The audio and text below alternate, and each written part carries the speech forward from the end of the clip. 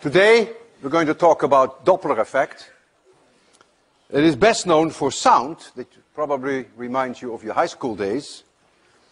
If you move towards a whistle, you hear the pitch of the whistle higher than the whistle. And if you move away from the whistle, then you hear a lower pitch than the pitch of the whistle. Or if the whistle moves to you, you hear a higher pitch, and when the whistle moves away from you, you hear a lower pitch. So you may think now, whether you move with a certain speed towards the whistle, or whether the whistle moves with the same speed to you, that you will hear the same increase in pitch, but that is not true. There is actually a big difference. The situation is not symmetric. If you move towards the whistle with the speed of sound, then the frequency that you hear is twice the frequency of the whistle. But if the whistle moves towards you with the speed of sound, you will hear nothing, because all the sound stays with the whistle until the whistle passes you, and then you hear a huge boom of sound. The frequency goes to infinity. You break through the sound barrier, so to speak, if you survive it. So there is a large asymmetry between them. The speed of sound is about 340 meters per second at room temperature. It's about 770 miles per hour. That's the reason why commercial airplanes do not fly any faster relative to air than 770 miles per hour, because they are not designed to break through the sound barrier. That's the limiting factor for commercial airliners. Let this be the transmitter of sound, and this is the receiver of sound. That could be you. And let us assume that you move with a certain velocity. I call this the plus direction. And you move with the velocity Vr, and let the transmitter move with the velocity Vt. And the transmitter produces a sound F, but what you receive is a frequency F prime. So F is the frequency. So if you go in velocity in this direction, that's positive, and a velocity in this direction then becomes negative. Then F prime is F times the speed of sound minus Vr divided by the speed of sound minus Vt. And you should be able to derive that on your own. And it's very asymmetric, and you can see that immediately. Suppose I make Vr the same as Vs, so the upstairs becomes 0. So F prime goes to 0. That's obvious. If you walk away from the sound source with the speed of sound, the sound never reaches you. You walk as fast as the sound comes to you. So you hear nothing. So that's immediately obvious that F prime then has to become 0. But if we now make the sound source go away from you with the speed of sound, so again, the distance between the two of you grows. So now V of the transmitter, I make it minus the speed of sound. Then notice what happens. The frequency that I receive is simply 1/2 the F. So F prime is now 1/2 F. So you see an enormous difference in the two. So you walk away from the source with the speed of sound, and you hear nothing. And if the sound moves away from you with the speed of sound, all you hear is half the frequency of the sound source. I have a 4,000 hertz tuning fork there, and so F is 4,000 hertz. And I'm going to move my hand towards you as fast as I can, which is about 1 meters per second. In other words, I'm the transmitter, so Vt is approximately plus 1 meter per second. And then you should hear an F prime, which is about 0.3% higher than F, so it's about 4,012 hertz. And then I will move my hand away from you with about 1 meter per second, so I have to put a minus sign in there, and then I will find that your frequency that you will hear is about 3,988 hertz. And the nice thing about this demonstration is that the difference between the motions is 24 hertz, and you can very easily hear that. So here is this tuning fork, 4,000 hertz. Yeah? Okay, there we go. I'll do it a few times and I will treat you too because I gave them preferential treatment. You hear cheep, cheep, cheep. Your turn. You hear it? See higher pitch when I come to you and clearly a lower pitch when I go away. Difference about 24 hertz. Suppose now that I rotate a sound source in a circle. I rotate it around, like so. Angular velocity omega, radius r. This is where you are. And let the circumferential speed be v0. Goes around with constant speed. So v0 is omega r.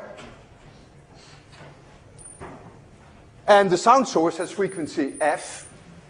So it's clear that if it moves away from you, then f prime will be smaller than f. Here f prime will be f. And here f prime will be larger than f. And so as you listen to this sound, you will hear the sound change in a sinusoidal way, because what matters is not the speed of the sound, but the speed of the source, but the radial component in your direction. And the radial component here is the full V0 towards you, here away from you, but the radial component here is 0. So if you arbitrarily call this time equals 0 here, then the velocity, the radial velocity, the component in your direction, is then V0 times the sine of omega t. And so if you record, not only listen, but if you actually record as a function of time the frequency that you hear, then you hear something like this. And this then is the mean value f, which is transmitted by the sound source. And now you can ask yourself the question, what do you learn from this? And it is amazing what you learn from this. You can close your eyes and just record this sound signal as a function of time. The first thing that you learn from it is the period t, which is 2 pi divided by omega. So you know the period of rotation, you know omega.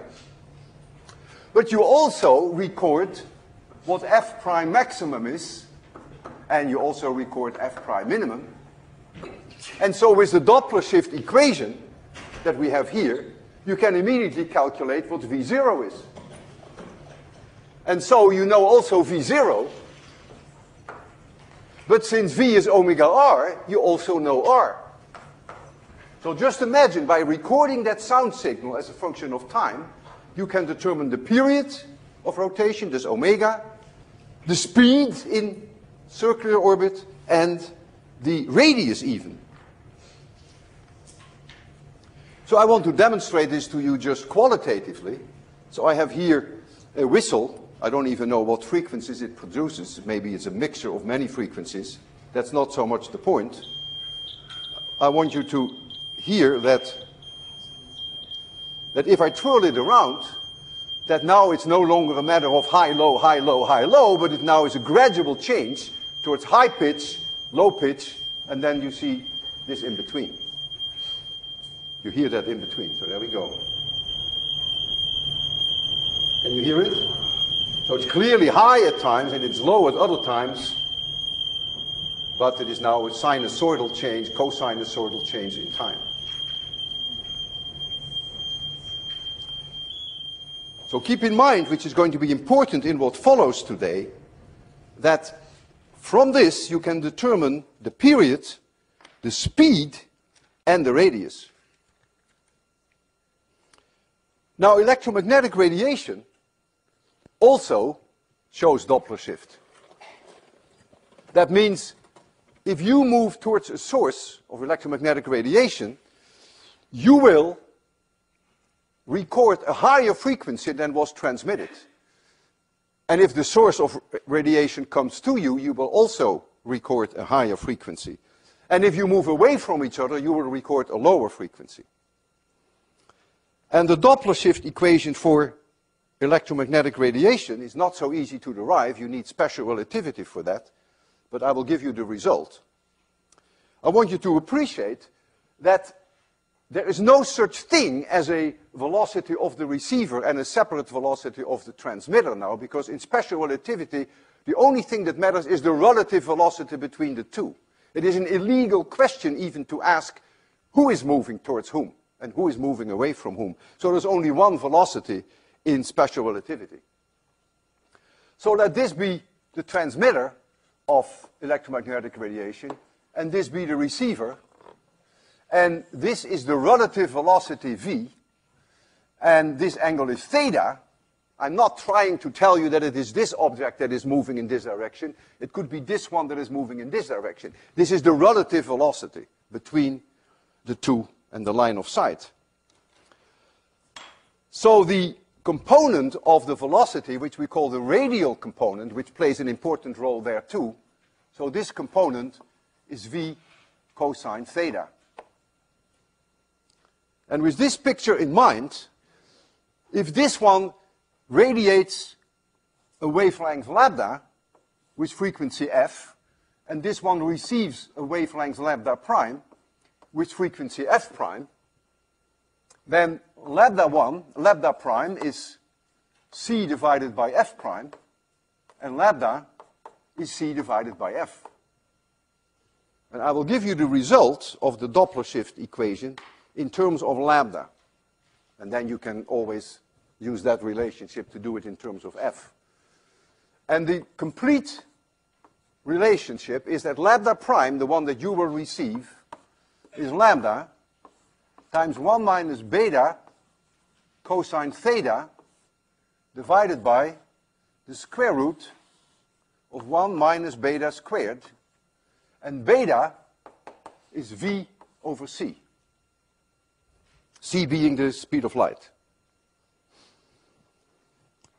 So you see here that if theta is smaller than 90 degrees but larger than 0, that means you are approaching each other. This stands for approaching. That means that lambda prime is then smaller than lambda, so you record a smaller wavelength when it's coming to you, and we have a name for that. And the name for that is blue shift. And the reason why that is called blue shift is obvious. Blue shift. Because blue light has a shorter wavelength than red light. So even though this Doppler effect may not even be in the visible part of the spectrum, we still call that blue shift. So when you approach, the relative velocity is approaching, you go towards shorter wavelengths, and we call that blue shift. Now, if theta is between 180 degrees and 90 degrees, so that means you are receding from each other, then lambda prime is larger than lambda, and of course, you've guessed it, that is called redshift. And astronomers talk all the time about redshift and blue shift.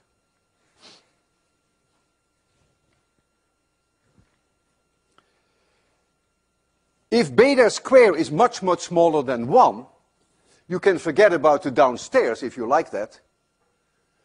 If you take beta squared, if you take beta, say 10% of the speed of light, which is substantial, right, which is 30,000 kilometers per second.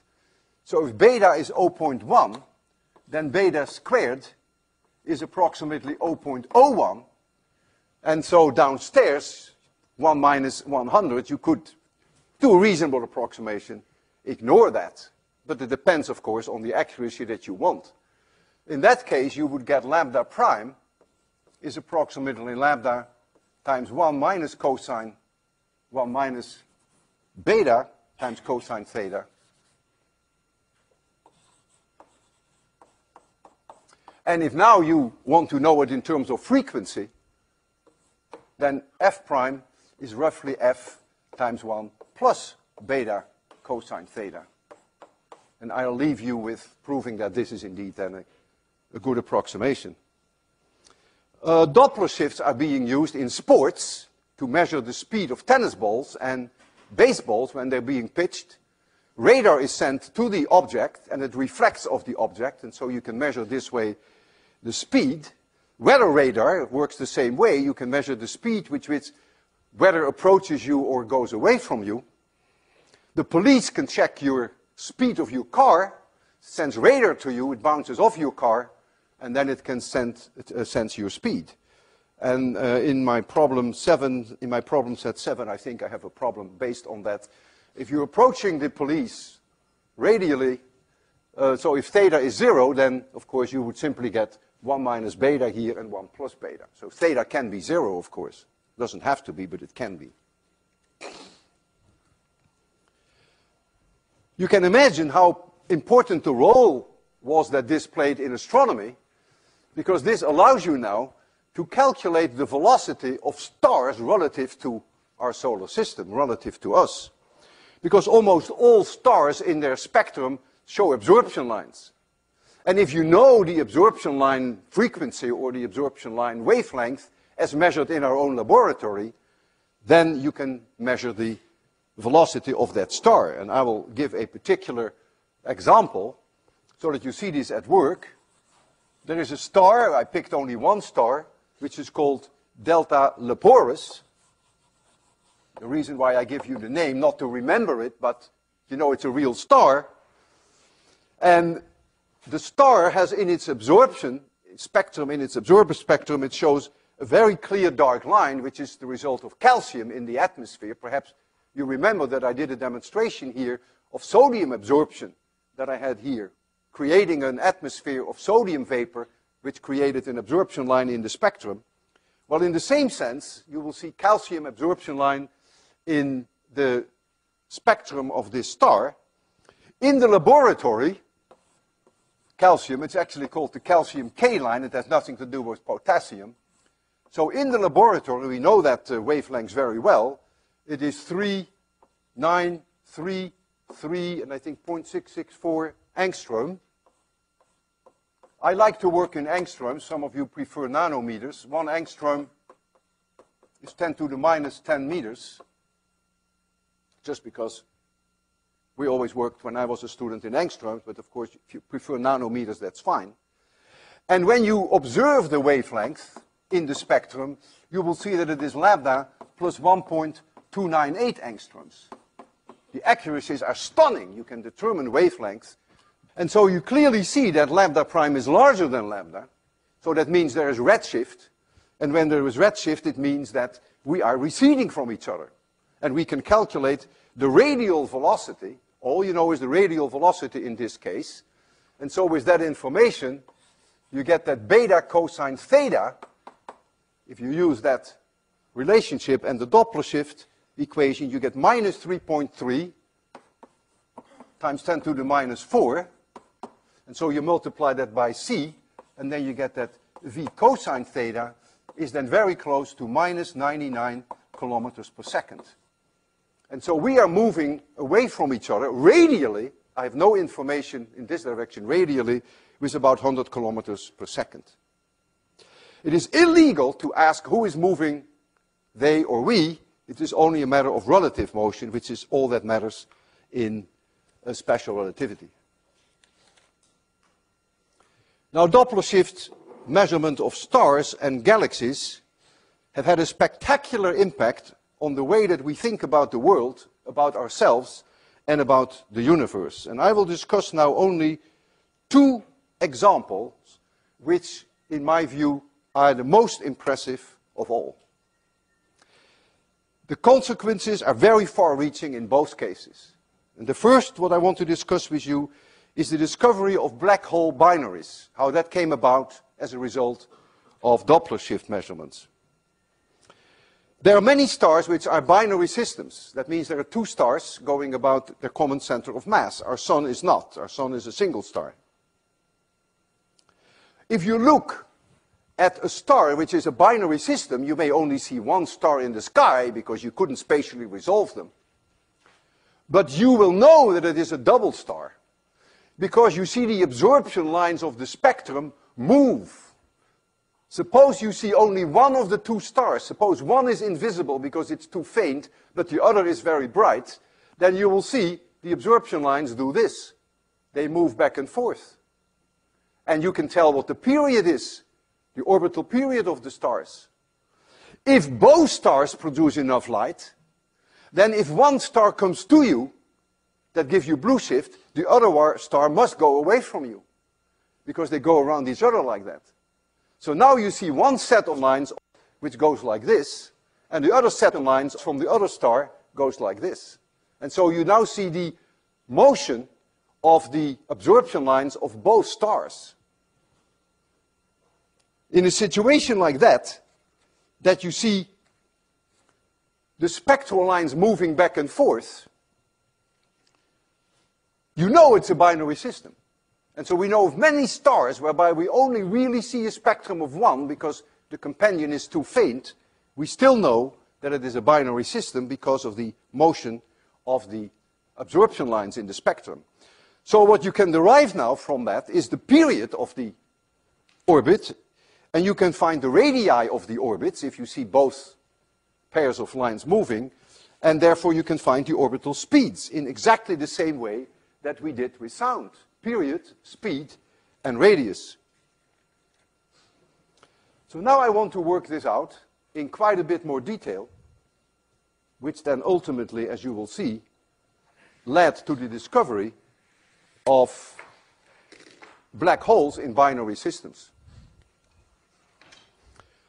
So let's make a picture of a simple binary system whereby the orbits are circular. That is a little special, but it will get the point across. So this is the orbit of one star, and this is the orbit of the other star. So it's a circular orbit, and you are here. This is the center of mass. And let this object, this star, have a mass m2, and let its speed in orbit be v2, and let this separation from the center of mass be r2. So the other star must be exactly here, m1, and that has a speed v1. And let its distance to the center of mass be r1. Circular orbits, the center of mass, means that m1, r1 is m2, r2. If you don't remember, go back to your 801 notes. And now you are observing here on Earth the optical spectra. You see the absorption lines in Doppler shift. You see them moving like this. And so you will find from star number 1, so this is star number 1, you get the period of the orbit, you get its velocity in orbit, and you get r1, just like we got from the sound. There is no different. Now you have star number 2, you get the period in orbit. It's nice. You can check now that you get the right answer. You have v2, and you have r2. All of that comes out of the Doppler shift measurements. But there is more. You know Newton's law of gravity, which leads to Kepler's third law, which is that t squared equals 4 pi squared times r1 plus r2 to the power 3 divided by m1 plus m2 times g, which is the gravitational constant. Now look.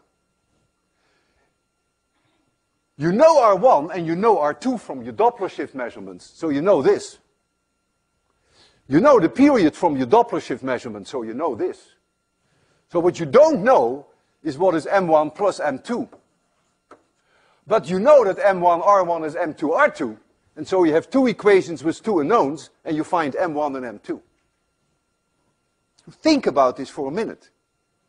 Out of the Doppler shifts of this binary system, You get their orbital radii, you get their velocities, you get their period in orbit, but you even get the masses of the individual objects. Now, when you observe from Earth, you are probably not in the plane of the orbit. Notice what I did very cleverly. I put you in the plane of the orbit. I said you are here, which is the plane of the blackboard. In reality, you will probably not be in that plane. You will not see the orbital period edge on, or like this is also edge on, but it will be tilted a little. And if it is tilted, then the radial velocity, which is the only one you will measure, will be lower than v2. In fact, you can easily see that. Suppose the orbit was like this. So you are on Earth, and they go around each other like this, just like this. Then there is no radial velocity at all. So the inclination of the orbit is very important, but I will not further address this today, as it doesn't affect the basic principle behind Doppler shift. But you can imagine, of course, that this is a key issue for astronomers to get a handle on the inclination. In our galaxy, there are a few hundred, I will lower this and get it back up later again. There are a few hundred very special binaries, whereby one star is more or less like the sun, pretty common, pretty boring. But there is another one, very small in size, a neutron star, or a black hole, as you will see very shortly, which is very close. So it's a very, we call it a close binary, not because they're close to us, but the two objects are close together. So this one could be a neutron star, or as you will see very shortly, a black hole. And they go around their common center of mass, say in the blackboard is the plane, they go around like this. And there is a point here between the two, where the gravitational pull in one direction towards this star is the same as the gravitational pull in this direction. That has a name, we call that the inner Lagrangian point. There is also such a point somewhere between the Earth and the Moon. It's very close to the Moon, but there is such a point. And so if the inner Lagrangian point lies here, so that the force in this direction on a test mass is the same as the force in that direction, if it lies under the surface of that star, then the matter that is on this side here wants to flow towards the neutron star. It's more energetically more favorable, because the force in this direction is larger. Now, since they go around each other, it cannot fall radially, and so what will happen is that this matter from this star is going to spiral in through a disk and finally finds its way onto the neutron star. So it shouldn't surprise you, therefore, that this star is called the donor. It provides the mass, and this small object here, could be a neutron star, is called the accretor, and this disk is called the accretion disk. Let us take a closer look at this neutron star. I'm going to make a blow-up here. This is the neutron star, which has mass m, and it has radius r. And I take a little bit of matter, a little test mass, from a very large distance, and I let it fall onto the neutron star. And now the question is, with what speed will it reach the surface of the neutron star? That's an 801 question that all of you should be able to do in no time whatsoever.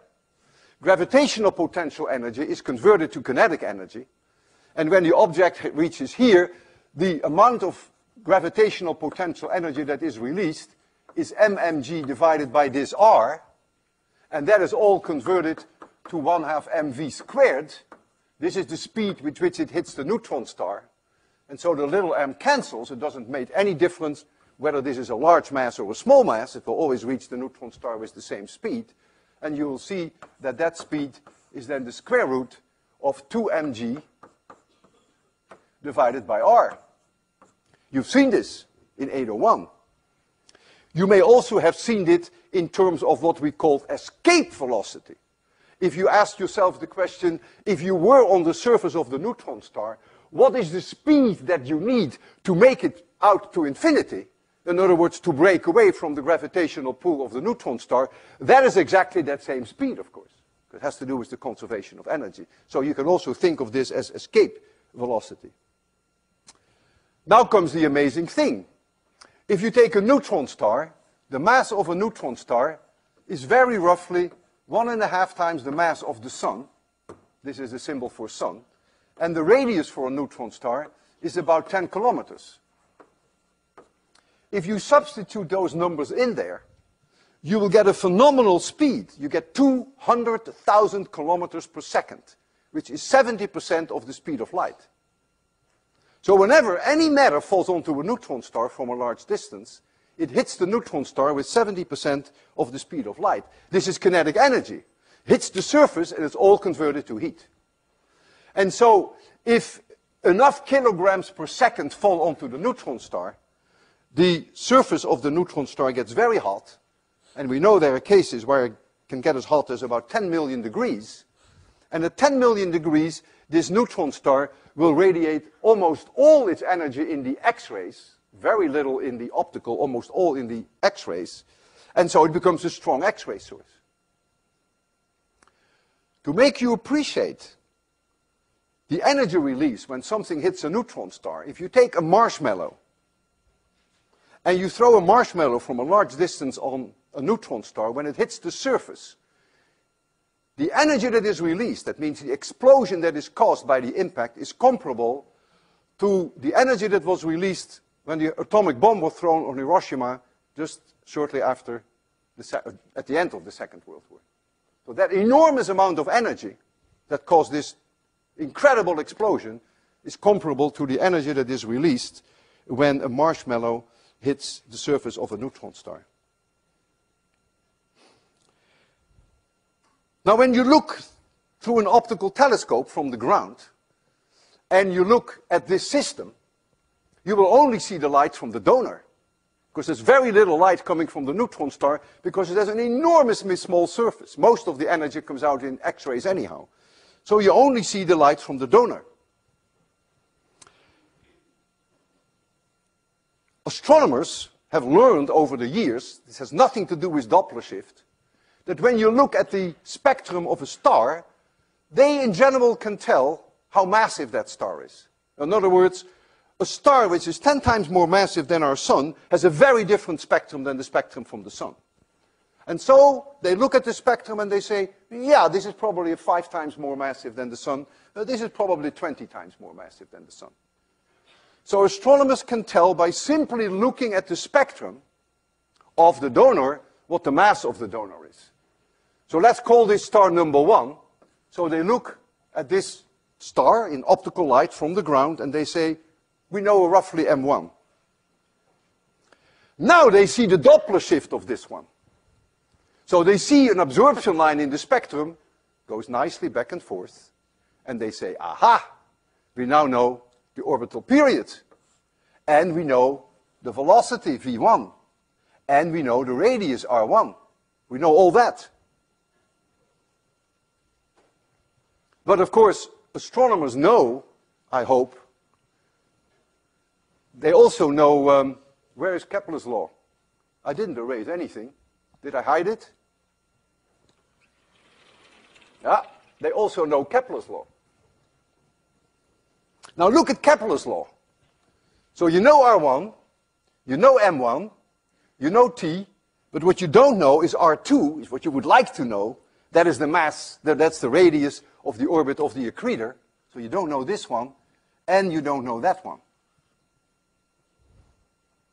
But you do know that M1 times R1 is M2 times R2.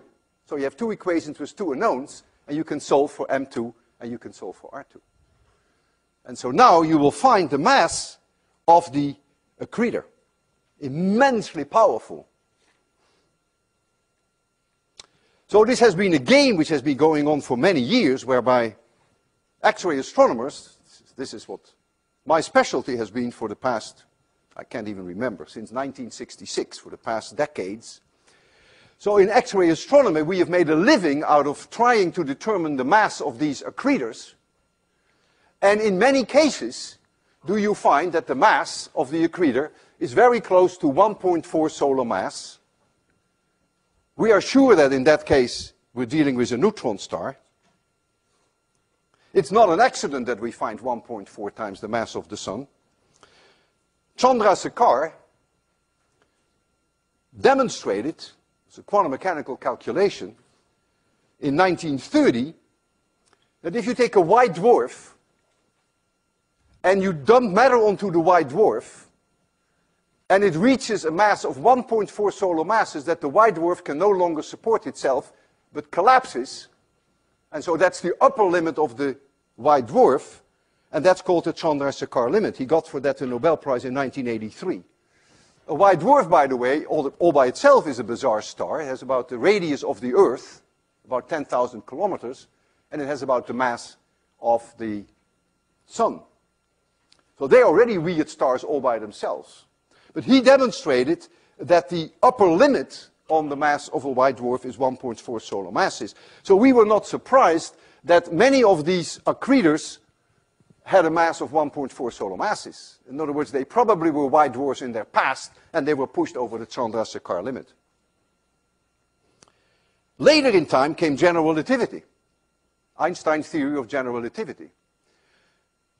Out of that theory, it follows that if you keep dumping mass onto a neutron star, the moment that you cross the 3 solar mass line, the neutron star can no longer support itself and collapses into a black hole. And now comes the question, what is a black hole? A black hole is an object from which light cannot escape. I have to erase something, and I think I'm going to erase the left part of the blackboard. It is an object from which light cannot escape. I have to be more specific than that.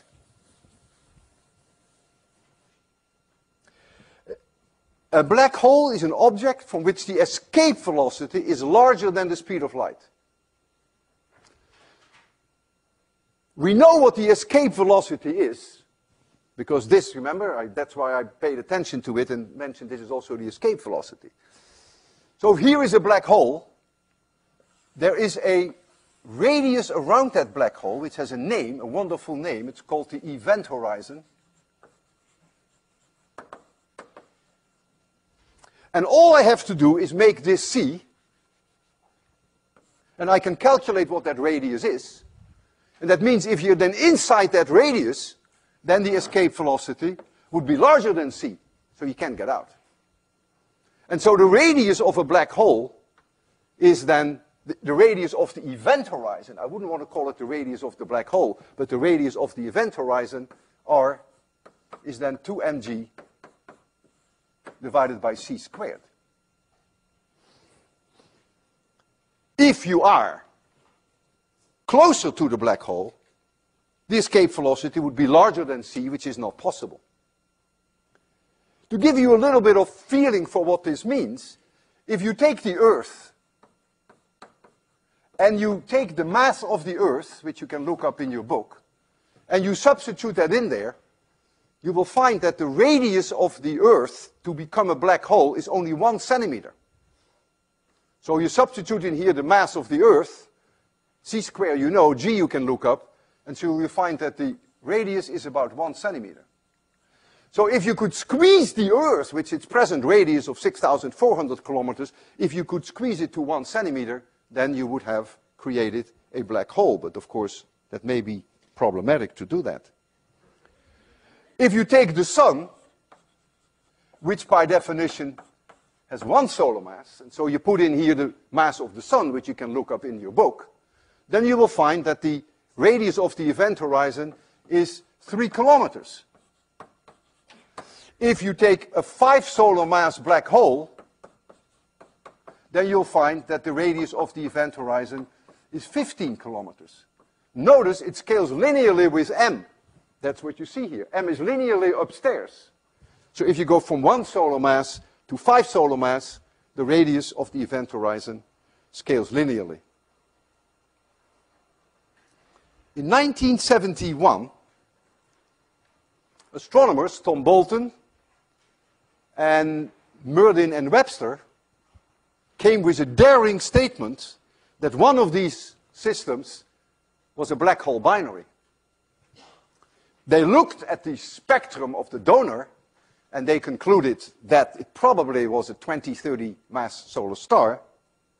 And then they made the Doppler shift measurements of the absorption line in the spectrum of the donor.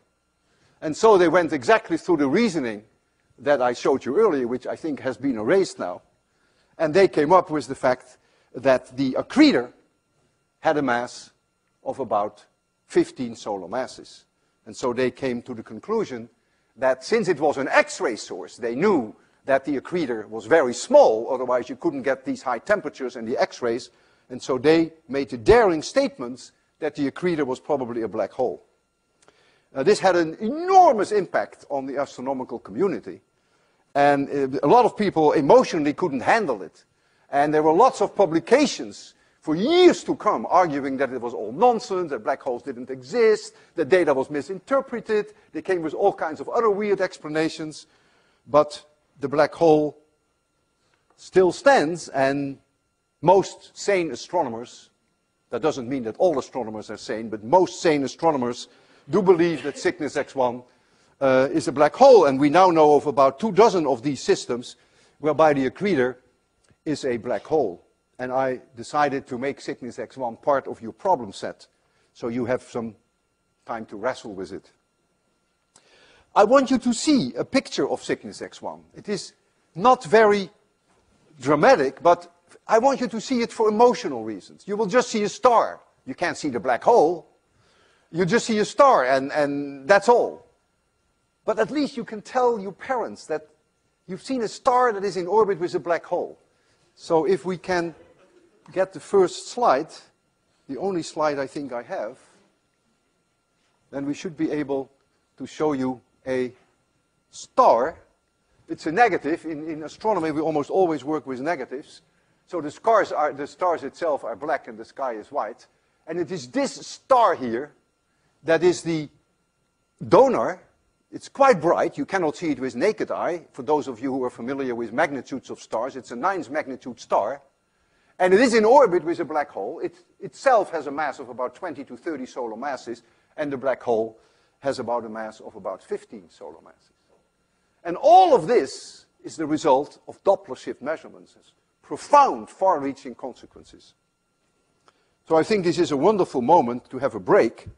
And I know that most of you came here not to listen to my lecture, but to take the mini quiz.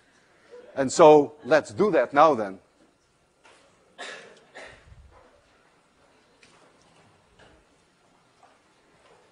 So if you can help handing this out.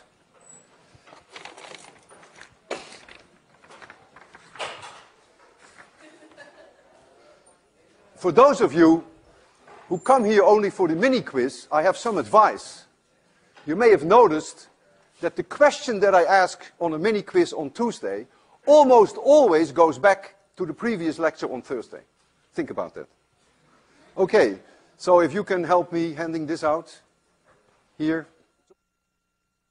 The biggest impact that Doppler shift measurements of electromagnetic radiation had on the perception of ourselves and of the universe came in the 1920s.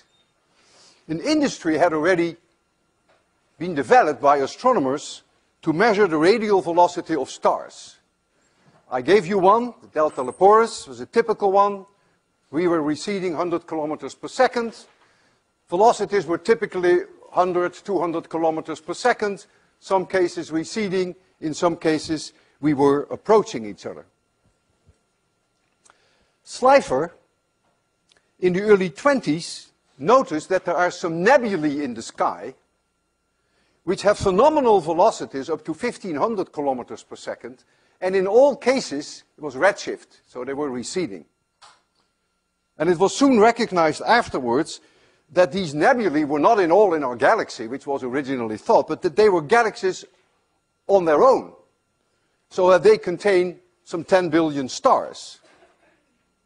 And so if you take a spectrum of a complete galaxy, then of course what you end up with is the average redshift of all the stars that have absorption lines in their spectra, and so that gives you then a handle on the radial velocity of that galaxy. And Edwin Hubble and Hugh Mason found, surprisingly, a correlation between the distance of galaxies and their velocities. Now, to measure the velocity is easy. That's a Doppler shift measurement. That's relatively trivial. All you have to measure lambda prime and compare it with lambda. A distance measurement is very, very difficult in astronomy. Very problematic, and it's a lecture all by itself. And so, in the days of Hubble, his distance estimates were very different from what they are today. His distance estimates to the nearby galaxies were 7 times smaller than what we think today, but that doesn't matter. He did find the linear relationship between velocity and distance. And that was a spectacular discovery, and this is known now as Hubble's law. So the receding velocity, radially receding velocity of galaxies is some constant, which was later called after him, Hubble's constant, times the distance d to the galaxies. So v is the radial velocity. It's receding.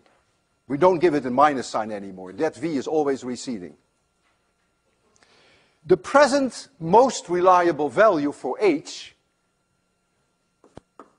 is approximately 70 kilometers per second per megaparsec. I give it to you in this form because that's the way you will always see it in the literature, but I owe you an explanation, of course. A megaparsec is simply a distance in astronomy. It is the distance that light travels in 3.26 million years. So it is also 3.26 million light years. And if you know what the speed of light is, 300,000 kilometers per second, then you will find that it is about 3.1 times 10 to the 19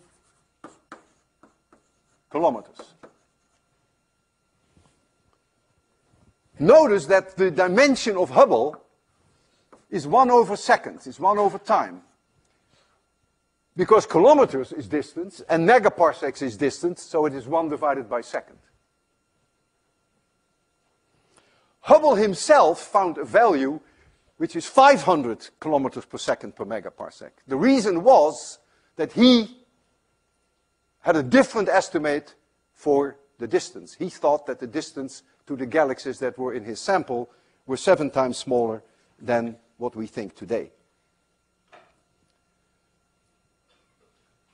Suppose you trust Hubble's law at face value as it is, and you and I look at the particular galaxy in the sky, and we measure that lambda prime is 1.02 times lambda. In other words, it's redshift, and the radial velocity is therefore 2% of the speed of light. So you can measure that beta cosine theta is then minus 0.02. I carry that minus sign because I gave you that Doppler shift measurements in the form that I want you to use.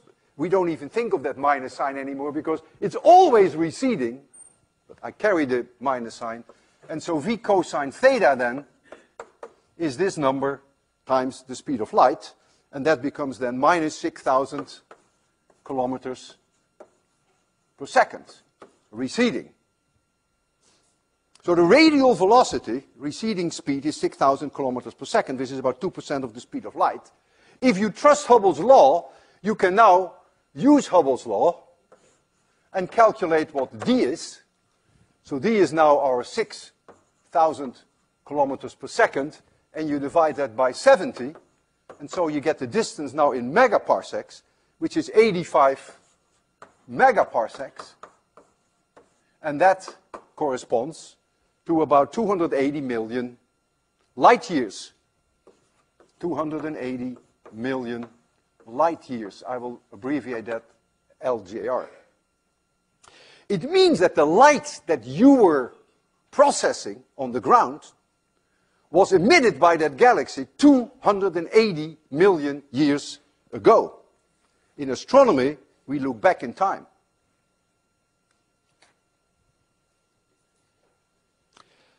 I'd like you to see now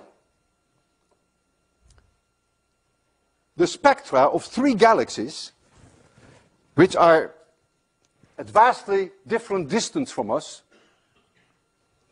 Let me first turn on the slide projector, otherwise I may end up in the darkness and not know what I'm doing.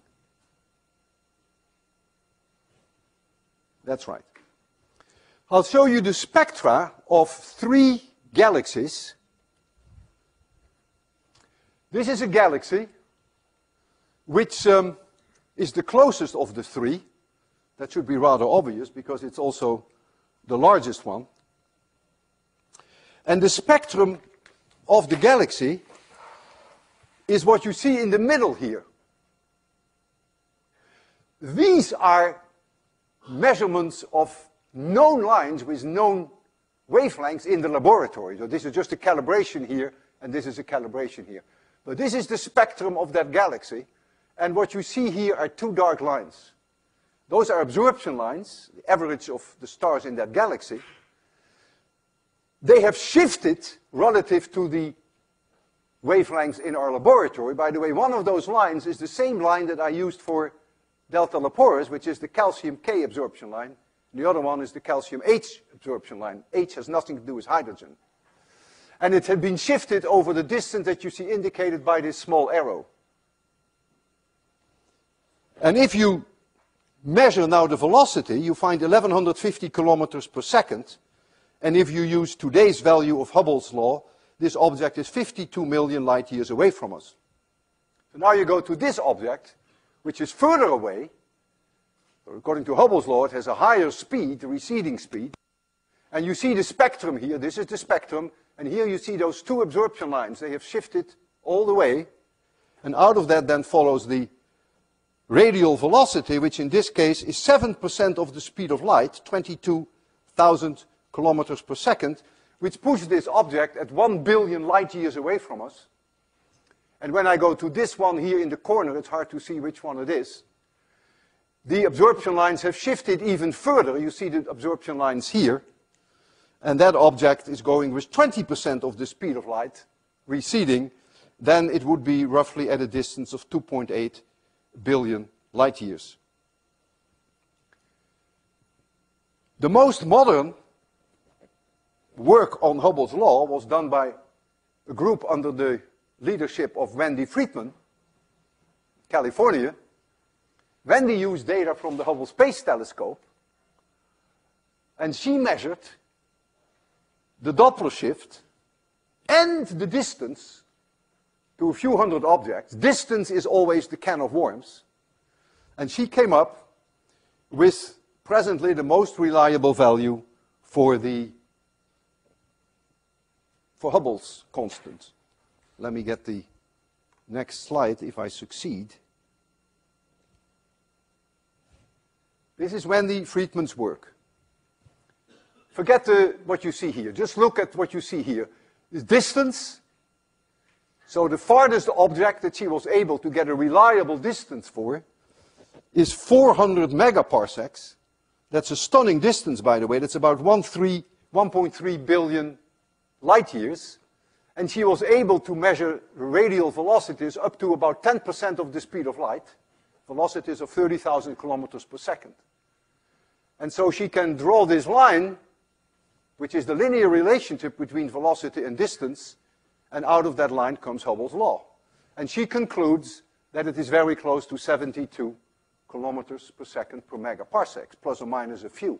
I used 70 just to round it off. What is interesting, that Hubble, in his entire data, the velocities were all less than 1100 kilometers per second. Put that in scale here. This already is 2000 kilometers per second. So Hubble had only data in this teeny weeny little portion here, where Wendy doesn't even have any data. She doesn't even use them. And the reason why she doesn't use them, she says it's too close. It's not really representative for what we call the Hubble flow. So she stays away from the local stuff. But nevertheless, based on that very local stuff, which is not even put in here, Hubble came with his linear relationship, which was a monumental statement in the history of mankind, because it puts the universe at a very different level than what people thought before. The universe is expanding. So let's now ask ourselves the question, what does this all mean? The first thing that may come to mind, since all objects are moving away from us, you may think that you are very special. We all like to think that we are very special. So you may even think that you are at the center of the universe, because everything moves away from you. And persuasive is to think that there was a time in the past where there was a huge explosion, which we refer to as the Big Bang, when all of this happened, and there were galaxies with large speeds in the explosion. They are now the ones that farthest away from us, so they have the highest speed, and some had a lower speed. So that's a picture that presents itself. It's a little bit naive, though, and partially wrong. However, the idea of the Big Bang theory, that there was such an explosion a long time ago, that still holds, and that is considered the birth of our universe. And so now comes the question, when did this Big Bang occur? Well, we could make a simple assumption, perhaps not quite accurate, that the velocity with which all these galaxies are moving never changed in time. We can do that, right, as a start. So no matter which galaxy you take, the velocity now is the same that it was in the past. So then we have eta1, which says the distance that that galaxy traveled is the velocity with which it traveled, the radial velocity, times the time that it traveled, which is then the age of the universe. How many seconds the universe lasted. So this is simply eta1. But we also know Hubble's law.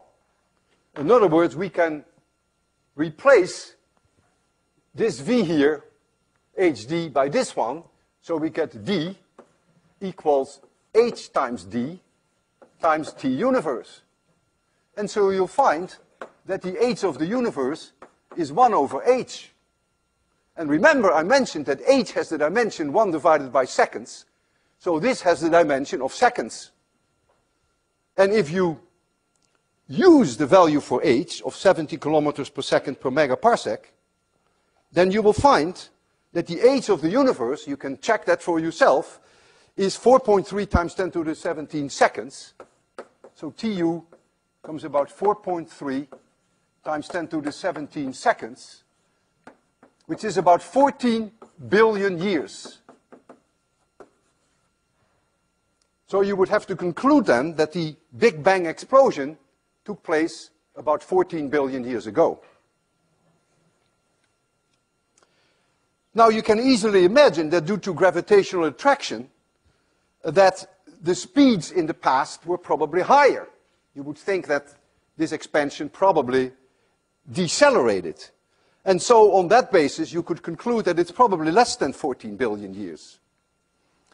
We have very good reasons to believe that the oldest stars in our own galaxy are 10 to the 10 years old, that means 10 billion years old. So the Big Bang must have been somewhere in 10 to the 14s and 10 to the 10. And most astronomers now would say, yeah, it's probably something like 12 billion years ago that the Big Bang took place. And the issue of the deceleration is, of course, at the heart of research in cosmology.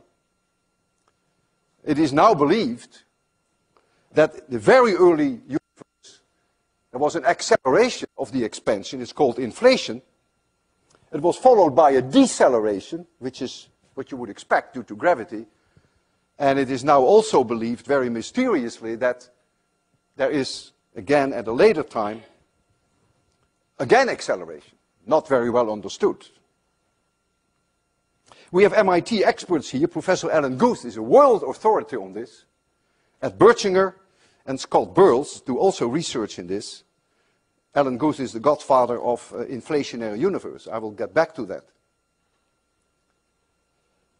So the question now that I would like to raise is, how far can we look back in time? Well, all I can tell you is that the largest redshift that has been measured to date, lambda prime divided by lambda, is 7.5. That is enormous.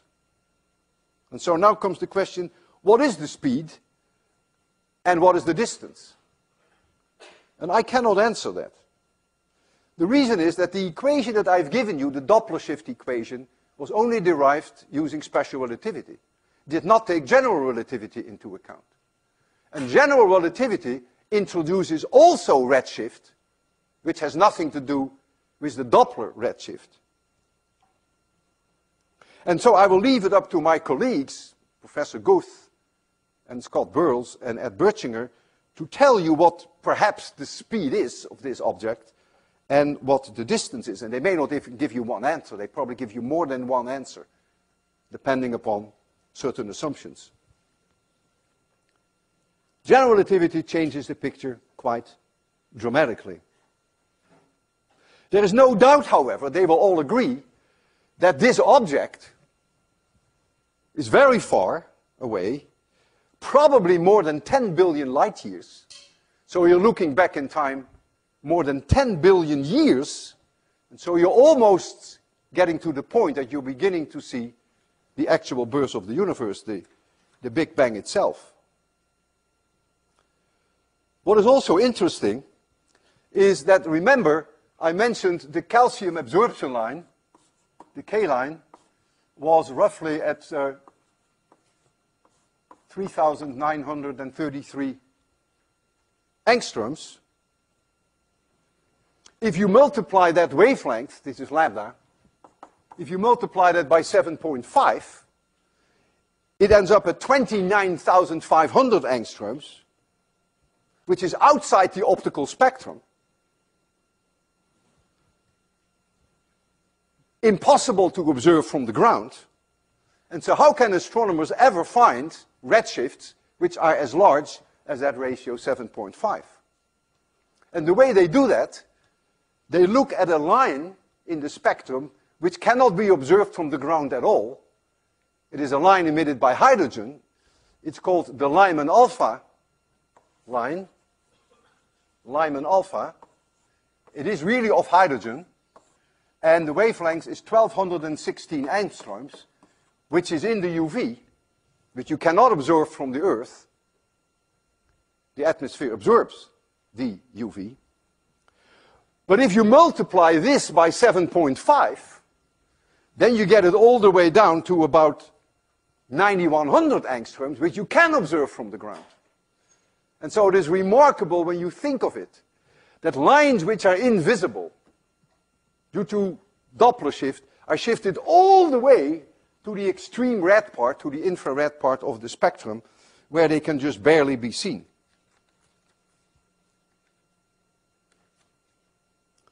Now comes the question, are we at the center of the universe? Well, not likely. Suppose you have a raisin bread. You have made the dough, you put the raisins in there, and you put it in the oven. And this raisin bread is going to expand. Each raisin will see all other raisins move away from it. Radially, think about it.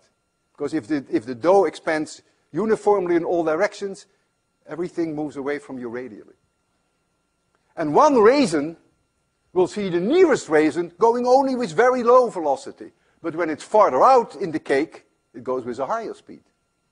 So that raisin can actually be the discoverer of the expansion of its own universe. And it can measure the distances to the other raisins and the velocities, and it will come up with Hubble's law. But not only will one raisin come up with Hubble's law, but any other raisin that you pick will come up with the same Hubble's law. And it will also think, perhaps, that it's at the center of that cake, which is, of course, not the case. So anything that expands uniformly in all directions will fit the idea of Hubble's law, and also will make you think erroneously that you may be at the center of all that. There is a very nice and even better analogy that I can draw. So I will abandon the raisin cake now, and I will now discuss with you the universe of flatlanders. Flatlanders are people who do not have 3 dimensions, but only 2 dimensions. And so they can only move in a plane. They do not know, but we do, in this flatland world, that they really live on the surface of a balloon. But they don't know that. And so the light in their flatland world can only travel along the surface of the balloon. But they don't know that they live on the surface of a balloon. And now, this balloon can expand, and the galaxies which are on the surface of that balloon, here they are. Here are the galaxies.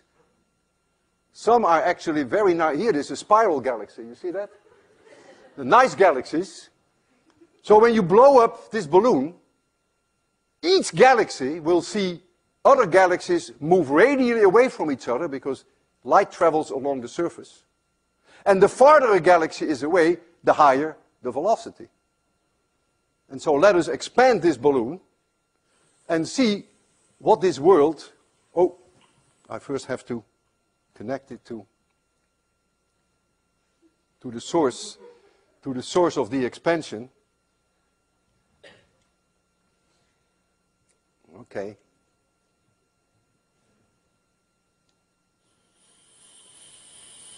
So these poor flatlanders have no idea what is happening to them. So they are living on the surface of this balloon. They cannot see the third dimension, so they have no way of knowing.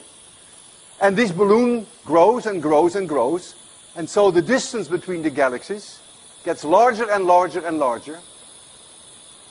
And each one of those galaxies may have astronomers, and each one of them will discover Hubble's law. And they will find the same constant for Hubble's law when they make the measurement at the same moment in time. Now, they may not call it Hubble's law. The name of that astronomer may be different, of course. But that is a detail. So as their universe expands, and we're going to work with that a little now, we'll see what kind of conclusions they draw. Oh. So there goes the universe. I will leave it there. Oh, God.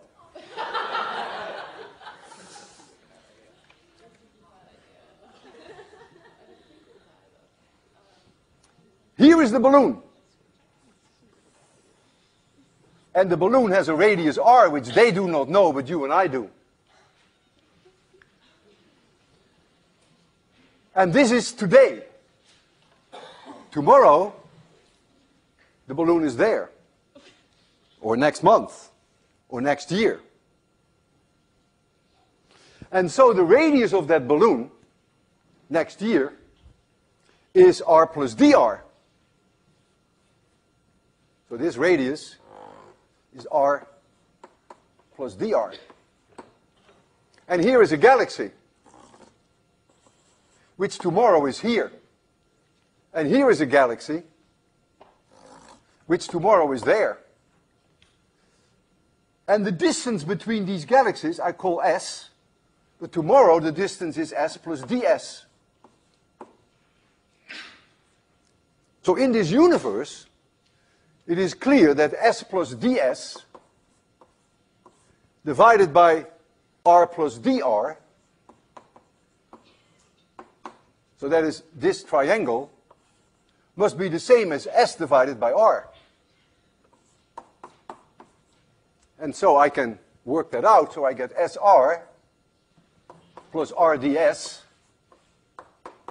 is SR plus SDR. Now I can look at the evolution in time, so I can give that radial expansion certain value, so I divide by dt. What is the meaning of S?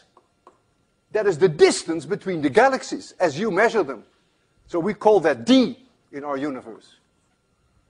What is the meaning of the SDT? That is the velocity, the receding velocity with which they move away from each other. Light travels along the surface of the balloon. So this, the SDT, is that V. So what do we find? We find that V equals D times 1 over R dr dt. And this dr dt is what I would call the expansion rate of this balloon. Expansion rate of the universe. And so the flatlanders measure V, they measure D, and at a particular moment in time, there is a value of dr dt, which they don't know. There is a value of R, which they don't know. But at a particular moment in time, this is a constant. And so they call this Hubble's constant. It has indeed the units of 1 over second, because the R is in meters and R is in meters, so it has indeed the units of 1 divided by seconds. They have no way of knowing what it means, but we do. But we can look in the third dimension. So we know that R in the past was smaller. They don't know that, but we do. So even if the dr dt never changed, that the universe expanded with a constant rate, we know that Hubble's constant in their past must have been different. Because if R is smaller in the past, Hubble constant must have been larger in the past. That is the reason why we claim that Hubble's constant in our universe is 70. We always put a little 0 there. So we always say H0 is in Wendy's case 72. Even if you look at the slides, she had that little 0 there. That means as we measure it now, we make no claim about Hubble constant, how it was 5 billion years ago, or how it will be 5 billion years from now. We make no statement about that. Now, if the expansion rate of the balloon decreases in time, then there comes a time maybe that the balloon will come to a halt. That means when the dr dt becomes 0, Hubble's constant will then be 0. All galaxies on the balloon will stand still, and then gravity will take over, and the balloon will start to shrink, and Hubble's constant will then become negative, the sign will change, all redshift will change to blue shifts, everything will approach each other, and ultimately the whole universe may collapse onto itself, which we generally refer to in the literature as the Big Crunch, as opposed to the Big Bang. We used to talk about a closed universe up to a few years ago. A closed universe would be a universe that would collapse onto itself, and so there would be a big crunch. We compare that up to a few years ago with an open universe, which would never collapse onto itself, would always be expanding. And we even introduced the idea of what we call a flat universe, which is just in between the two. That means the universe would be expanding forever and ever and ever, and it would come to a halt, but you would have to wait infinitely long. It's like having a tennis ball throwing up from the Earth. It would just make it to infinity with 0 speed. That's then basically that idea. But a lot has changed with the discovery a few years ago of what we now refer to as dark energy. And so we now believe that the universe will expand forever, and that there will not be a big crunch. You should not carry the analogy between the flatland balloon universe too far, but it is very interesting. It gives you some interesting insight, and it certainly gives you food for thought. For one thing, it suggests that our 3D universe perhaps is curved in the 4th dimension, just like the 2D universe of the flatlanders is curved in the 3rd dimension. A very fascinating thought. And if you want to learn more about this, I would advise you very strongly to take a course in cosmology. If you're so lucky that Alan Guth is teaching it, then don't miss that opportunity. He gives wonderful courses on the early universe, but also you may want to learn a little bit more of general relativity, which of course plays a very key role in cosmology. Doppler shift measurements of electromagnetic radiations from galaxies have played a key role in the way that we think about ourselves and that we think about the universe. And it was in 1979 that Professor Alan Guth, who is still at MIT, he was also then at MIT, made an exciting prediction that the universe may have gone through an expansion phase very early on after the Big Bang, an exponential growth in expansion, and that the universe doubled in size in about 10 to the minus 34 seconds. The universe doubled in size. The early universe, it's called the inflationary universe, in 10 to the minus 34 seconds. How long this phase lasted is not very well known, but it may have lasted 10 to the minus 24 seconds. So after about 10 to the minus 24 seconds, our universe had increased in size by a factor 2 to the power 10 billion. Unimaginable. Beyond comprehension. And this idea of the inflationary universe, which came first from Alan Guth, has been the driver behind NASA's cosmology program. There is an observatory about 1.5 million kilometers from Earth. It's called the Wilkinson Microwave Anisotropy Probe. It was launched in June 2001. And that is now confirming many of the predictions that follow from Alan Guth's inflationary universe. There is no doubt in my mind that Alan will get the Nobel Prize for this. It's not a matter of if, it's only a matter of when. You will see the day, and I hope I will see that day too. Thank you and see you next Tuesday.